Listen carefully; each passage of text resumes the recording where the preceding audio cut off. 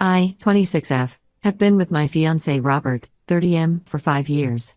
We met during my senior year of college when he came to fix the internet at my apartment. He worked for his dad's telecommunications company back then.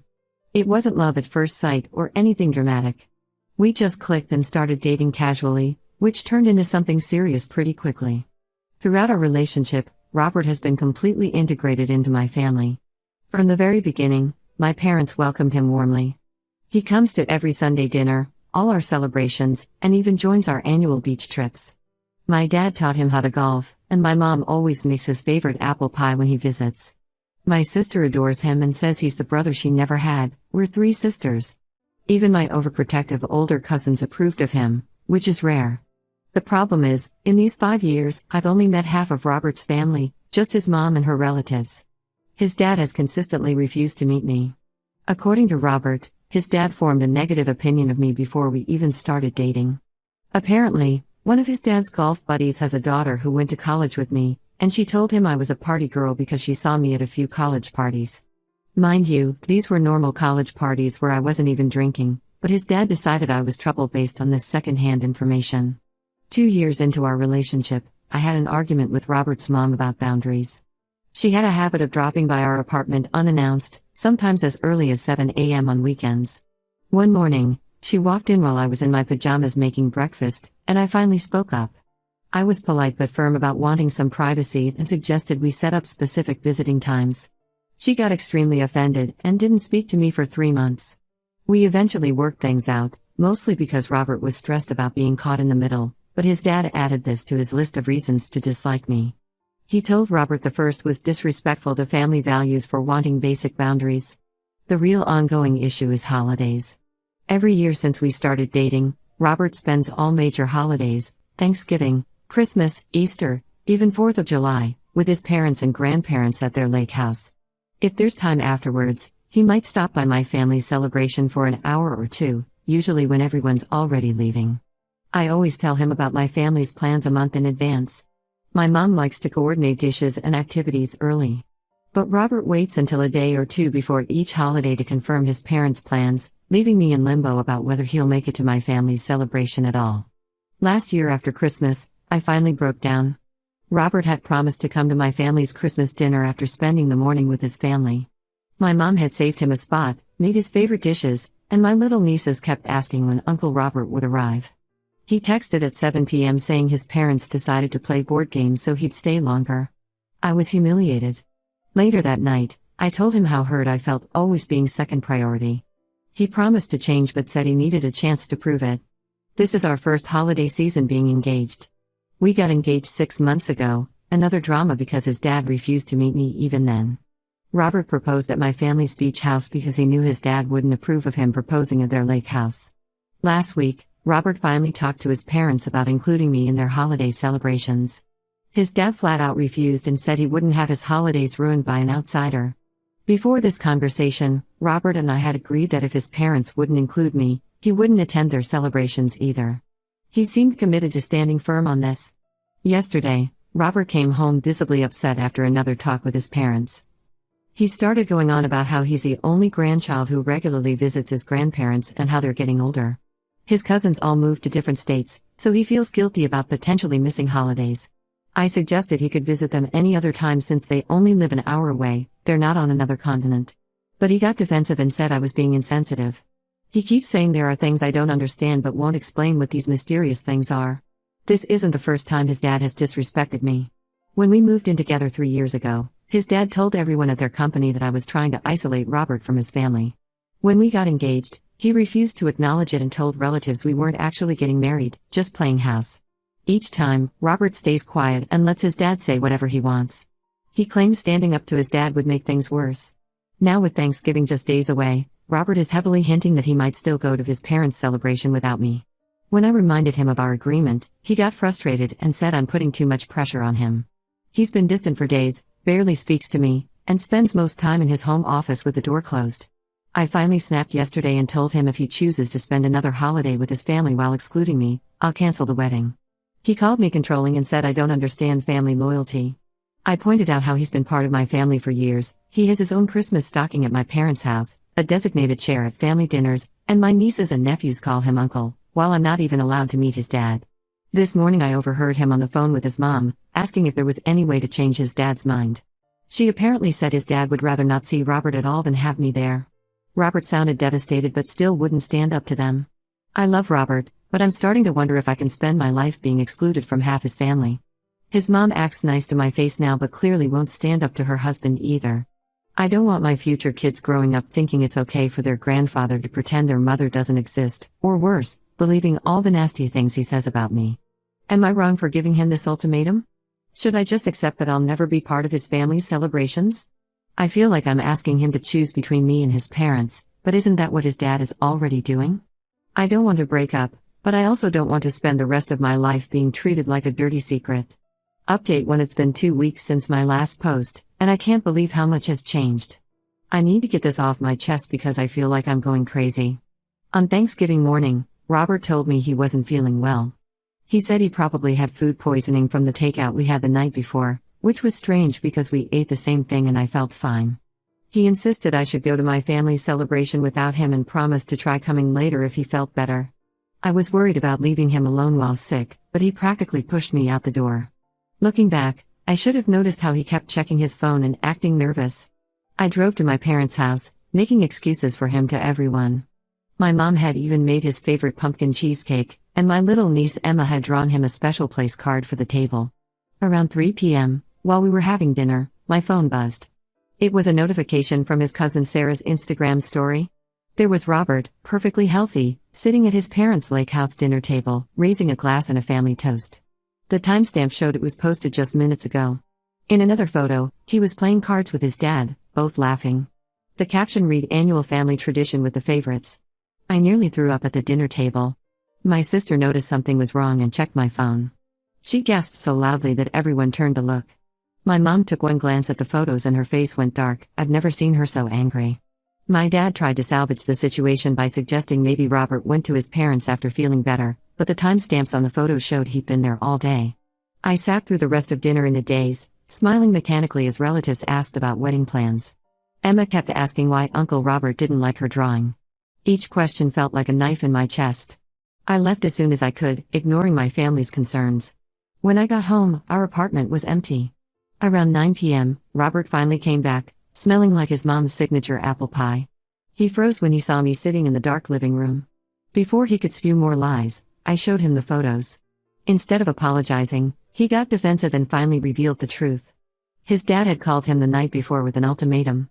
Either Robert spent holidays exclusively with his family and stopped pushing to include me, or he would lose his inheritance and his position at the family company.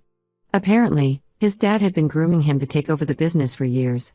The company is worth millions and Robert stood to inherit not just the business but also several properties including the lake house.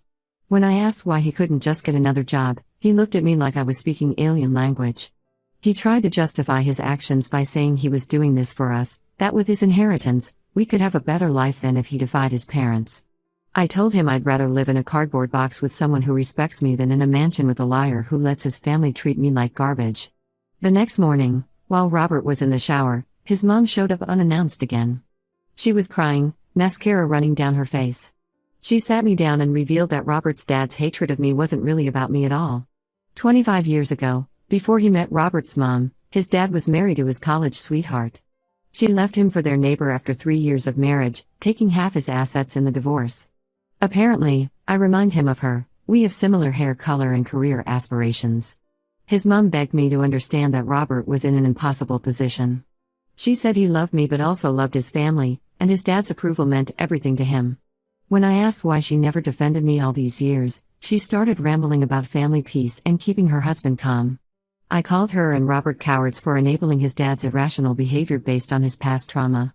That evening, after his mom left, Robert tried to make things right. He suggested we could have separate holiday celebrations. He would spend the actual holidays with his family and we could celebrate a day before or after. When I pointed out this was exactly what we've been doing for 5 years, he got frustrated and said I was making things difficult. I packed a bag while he was still talking. My sister had already offered her guest room, anticipating I might need space. As I was leaving, Robert grabbed my arm and promised he would figure something out by Christmas. I asked him why he thought I would believe anything he said after he lied to my face and humiliated me in front of my entire family. He's been calling and texting constantly since I left. His messages swing between angry, saying I'm overreacting and trying to control him, and pleading, promising to talk to his dad again. Yesterday he even sent a video of himself crying, saying he's losing everything he loves. I haven't responded. My sister thinks I should just end things now rather than drag it out, but 5 years is a long time to just throw away. He had multiple chances to stand up to his parents and chose not to every single time. Even now, his biggest concern seems to be losing his inheritance rather than losing me. I keep thinking about Emma's sad face when she realized Robert wasn't coming, and how my mom quietly threw away the cheesecake she'd made specially for him. My family treated him like one of their own for 5 years, while his family wouldn't even give me a chance. How do I move forward from this level of betrayal? Update 2: It's been a month since I moved out and the situation has gotten even more twisted than I imagined. Last week, I met up with my friend Katie for coffee. She works at the same hospital as Robert's cousin Sarah, the one who posted those Thanksgiving photos. Katie told me something that made my blood boil. Apparently, Robert has been telling everyone that I moved out because I'm having severe mental health issues and refused to get help. He claimed I became paranoid and controlling, demanding he cut off his family entirely. His dad has been using this lie to convince their entire extended family that he was right about me all along, saying things like I knew she was unstable from the beginning. Even Robert's mom, who cried to me about wanting to make things right, has been spreading these rumors. Sarah told Katie that during a recent family dinner, his mom described me as mentally unwell and suggested Robert was lucky to see my true colors before the wedding. This is the same woman who begged me to be patient with their family just a month ago. I was still processing this betrayal when I received a Facebook message from someone named Lisa, Robert's sister. I didn't even know he had a sister. Turns out, she lives in Australia and hasn't been home in years because she also can't stand their dad's controlling behavior. She wanted to warn me about something she thought I should know. 4 years before Robert met me, he was in a serious relationship with a woman named Michelle. They dated for 3 years and were planning to get married. His dad didn't approve of her either, apparently because she wanted to keep her job after marriage instead of staying home like his mom. Rather than stand up to his family, Robert broke up with Michelle 2 months before their planned wedding. He told everyone she cheated on him to save face, but Lisa knew the truth. Lisa apologized for not warning me sooner. She said she thought Robert might have changed since then, especially given how long we were together. She also revealed something that made me feel sick. Robert never actually talked to his dad about including me in holiday celebrations. The conversation he claimed to have had, where his dad supposedly threatened to cut him off. It never happened. According to Lisa, Robert made up that story when she confronted him about avoiding family gatherings with Michelle too. This revelation pushed me to finally do what I should have done weeks ago. I called Robert and told him I was calling off the engagement. He started with his usual excuses, but I cut him off. I told him I knew about Michelle and that he'd lied about talking to his dad. Instead of denying it, he broke down and admitted everything. He confessed he'd known from the beginning that his dad would never accept me. He claimed he truly loved me but couldn't bear the thought of disappointing his father. When I asked about the mental health rumors, he tried to justify them by saying he needed to protect his reputation at the company. That was the last straw. I told him he clearly wasn't ready for marriage if he couldn't put his future wife before his parents' approval. He said I was right but still begged for another chance, saying he'd get therapy and learn to stand up to his dad. I asked him why he hadn't done that at any point in the past 5 years. His silence was answer enough. The next day, I went to our apartment while he was at work and packed all my things. My brother and his friends helped me move everything into storage until I find my own place. I left my engagement ring on the kitchen counter with a note asking him to please stop contacting me. Robert's mom called me crying again, saying I was tearing their family apart. I laughed and told her their family was already broken if they had to destroy other people's relationships to keep it together. She hung up on me. The hardest part wasn't packing up 5 years of memories or even returning the ring. It was realizing that the man I loved never really existed. The Robert the first thought I knew, the one who was kind, honest, and brave, was just a facade. The real Robert is a coward who would rather lie to everyone than stand up to his father. I've blocked Robert and his entire family on everything except email, which I'm keeping open only until we finish sorting out the lease on our apartment. My sister says I'm handling this better than she expected, but honestly, I'm just tired. Tired of the lies, tired of the manipulation, and tired of being treated like I'm crazy for wanting basic respect. The only silver lining in all this is that I found out before we got married. I can't imagine discovering all this after having kids with him, or worse, watching our children go through the same emotional manipulation I experienced. Some things really do happen for a reason. Update 3 months have passed since I ended things with Robert, and I finally feel ready to share the latest developments. Last weekend, my sister's friend forwarded me a Facebook post that left me speechless. Robert announced his engagement to a woman named Rebecca, barely 2 months after our breakup. His dad proudly shared the news, calling her the daughter he always wanted and welcoming her to their close-knit family. The post was filled with photos from their lake house, showing Rebecca sitting in the spot at their dinner table that I was never allowed to occupy. The most shocking part? Rebecca is practically a carbon copy of Robert's dad's first wife. Robert's sister sent me an old photo from their dad's first wedding, and the resemblance is uncanny. Same blonde hair, same profession, they're both elementary school teachers, even the same alma mater. It seems his dad's issues were never really about me being unstable or disrespectful. He was just waiting for his son to find someone who could replace the wife who left him. According to Lisa, Robert's sister, Rebecca was actually introduced to Robert at Christmas, while I was still living in our apartment. She's the daughter of one of his dad's business partners, and their families have known each other for years. His parents had apparently been trying to set them up even while Robert and I were together. The speed of their engagement makes me wonder if something was going on even before we broke up, but honestly, I'm past caring. My friend Katie ran into Robert and Rebecca at the grocery store last week. She said Robert looked uncomfortable and quickly walked away, while Rebecca proudly showed off her ring, the same one that was on my finger just months ago. I've blocked Robert and his entire family on everything. The only recent contact was through our lawyers to handle the lease termination. Robert tried to get his mom to convince me to keep my old engagement ring as a parting gift, but I had already sold it and donated the money to a domestic violence shelter. Something about helping other women escape toxic relationships felt right. My life has taken some positive turns since everything happened. I moved into my own apartment in a different part of the city. It's smaller than where I lived with Robert, but it's entirely mine. I've been promoted at work. Turns out having less emotional drama in your life really helps you focus on your career. I've even started dating someone new, nothing serious yet, but he proudly introduces me to his friends and family. Last week, he invited me to his sister's birthday dinner without hesitation. It was refreshing to be wanted and welcomed instead of hidden away like a secret. My niece Emma asked about Uncle Robert at a recent family dinner. I simply told her sometimes grown-ups realize they're not right for each other, and that's okay. She gave me a hug and said she likes seeing me smile more now. Kids really do notice everything. Sometimes I catch myself missing the future I thought I would have with Robert, but then I remember how it felt sitting alone at that Thanksgiving table while he smiled for family photos without me.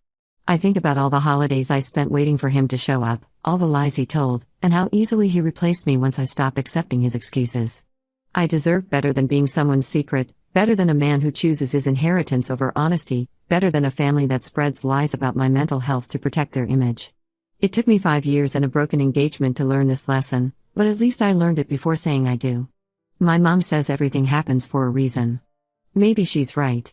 Maybe I had to go through all this to learn what I really want in a partner, someone who's proud to have me in their life, not someone who hides me from it.